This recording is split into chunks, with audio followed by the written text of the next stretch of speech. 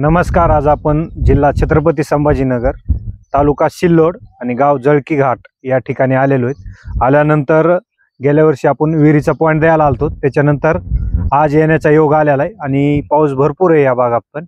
आणि युवा शेतकरी आमचे राजू भैया यांनी ही अद्रक पिकवलेली. साधारणतः ह्याला किती महिने झालेत? 4 महिने झाले. हिला 4 महिने झाले त्यांचं म्हणणं आहे. आणि 4 महिन्यात बघू शकता की कशी ग्रोथ आहे आणि अद्रकीचा प्लॉट कसा आलेला आहे. तर साधारणतः त्यांचं म्हणणं आहे की एक फणी 800 ग्रामच्या आसपास 9 महिन्यामध्ये झालेली. म्हणजे अजून 200 ग्राम वाढली की एक फणी 1 किलोभर होती. आणि साधारणतः एकरी उतार किती येतो ह्याचा? म्हणजे जवळपास 120 क्विंटल 130 असं. 120 क्विंटल एकर मध्ये. तर बघू शकता एक एकर मध्ये 120 क्विंटल 30 क्विंटल अद्रक काढायचं म्हणजे काय सोपी गोष्ट नाही. याच्यासाठी कष्ट मेहनत भरपूर आहे. आणि आता पाऊस जास्त असल्यामुळं कुठंतरी थोडं पिवळसरपणा यायला लागलाय, कारण पावसामुळं मर व्हायला लागली ह्याची.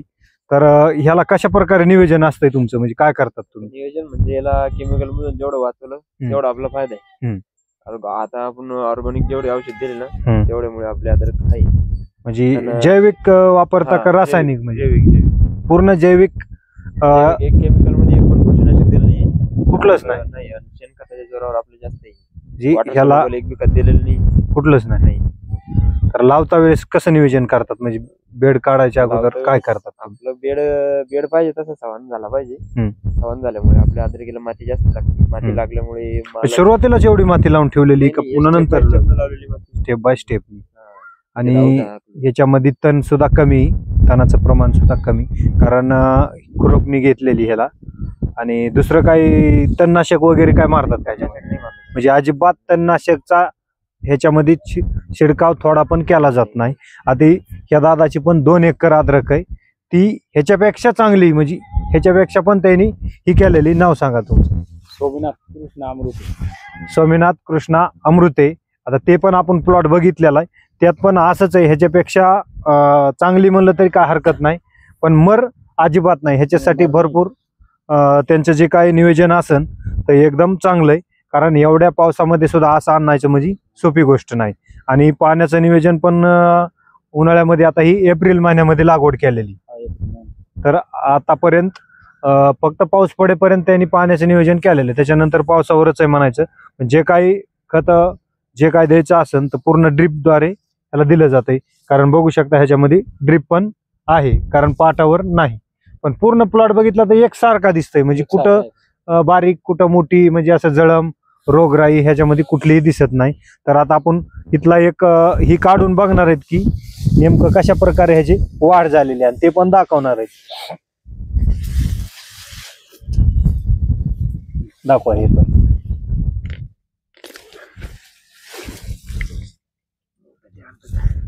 खुडून येत आहे, कारण पूर्ण फणी आलेली नाही. बघा त्याच्यात पण ही झालेली. तर आपण मगाशी त्यांनी एक कट करून आणलेलं होतं, तर त्याचं वजन केलंय. जवळपास 800 ग्रॅमच्या आसपास वजन आलेलं आहे. तर बघा ह्याची वाढ पण कशी आणि ग्रोथ पण कशी. आता ह्याच्यामधला अर्धा फणा खाली खुडून राहिलेला आहे, त्याच्यामुळं तुम्हाला हे बारीक वाटेल, पण बारीक नाही. आता साधारणतः ह्याला किती दिवसात काढायला येईल? दादाला जर भाव असला तर आपलं आता पण चालतं. काय इथून खुडलंय आपण, म्हणजे आता काढायला आलेली म्हणायचं. म्हणजे 1 महिन्यात निघून जाते. पण याची वाढ बघितली तर स्टमच्या भरोश्यावर पूर्ण अद्रकीचं हे समजा याचं जेव्हा स्टम जाड असला तेव्हा माल खाली, हे वरचा गाणा जर ह्याचा मोठा असला हे तर खाली हे पोसत आहे म्हणायचं. थोडक्यात बघायचं झालं तर ह्याला रासायनिक खत कुठलंही दिलं नाही, आणि त्याच्यामुळे त्यांचं म्हणणं आहे की किती जरी पाऊस झाला तरी ह्याला मर होत नाही, सडत नाही अद्रक. आणि आपण काय करतो तर रासायनिक खताचं भरपूर मारा करतो, त्याच्यामुळे जोपर्यंत कव्हर होत आहे तोपर्यंत कव्हर होत आहे, पण ज्या वेळेस त्याला रिॲक्शन येते त्यावेळेस पूर्ण सडून जाते. पण बऱ्याच ठिकाणी आता अद्रक गेलेली, पण पावसामध्ये ही अशी अद्रक जर आणायची असेल तर त्यांनी जैविक पद्धतीने जास्तीत जास्त त्यांचं म्हणणं आहे की प्रयोग करायला पाहिजे. आणि हे क्षेत्रामध्ये आता पूर्ण बघितलं तरी बी पूर्ण प्लॉटची ग्रोथ एक समान आहे, कारण तिकडं कुठं इकडं हलकं इकडं भारी असं झालेलं नाही.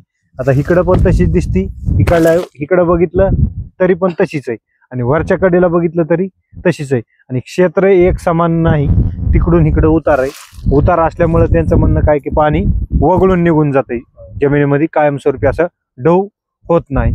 बघा, तर कौतुकास्पद अशी गोष्ट आहे की अशा ठिकाणी, आणि क्षेत्र असं काळीचं नाही, हे मोरवंडी पद्धतीचं जमीन आहे, कारण ह्याच्यामध्ये पाणी निचरा होते लवकर.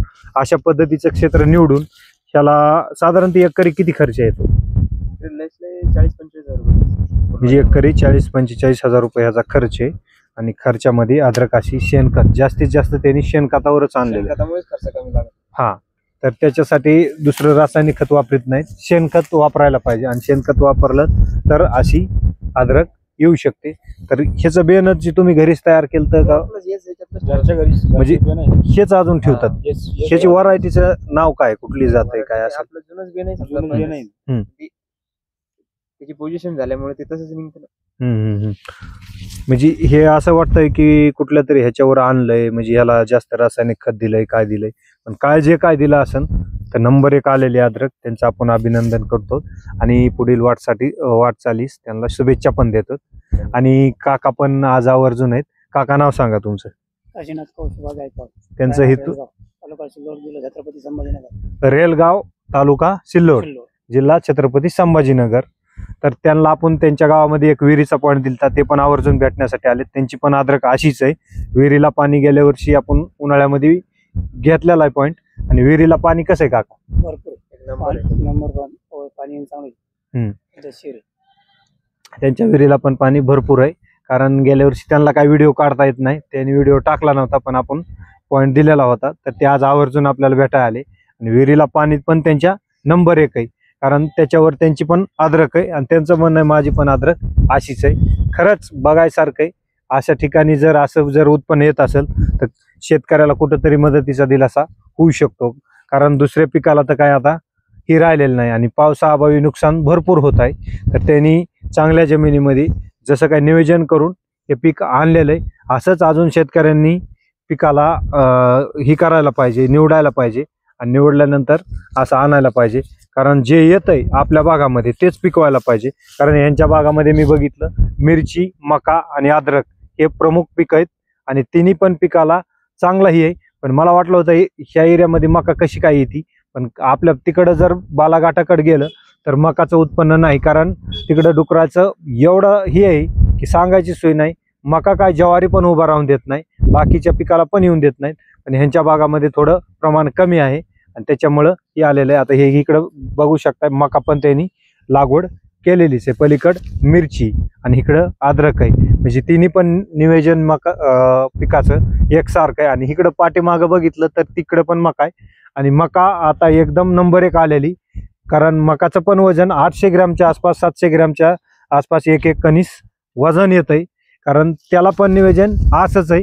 ती पण लावलेली, म्हणजे ती पेरलेली नाही, इकडं पेरीत नाही, ड्रिपवर लावली जाते. आणि तिला त्याच्या प्रकारे नियोजन करून आणले जाते. आता मिरची पण कधी लावली होती तुम्ही? 1 मेला मिरचीची पण लागवड असते. जी आता इकडं मिरची उपटिली आणि त्या जागेवर मका केली, पलीकडं ती मिरची पण उपटायला आलेली. आणि ही मिरची काढली की त्याच खतावर मका लावली, म्हणजे त्याला बाकीचं काही दिलं ना. तो तिकडं मिरची उपटून टाकलेली पलीकडे दिसत आहे. पण खरंच नियोजन असावं तर असं शेती करावची तर अशी, नाहीतर बांधावर बसून शेती होत नाही.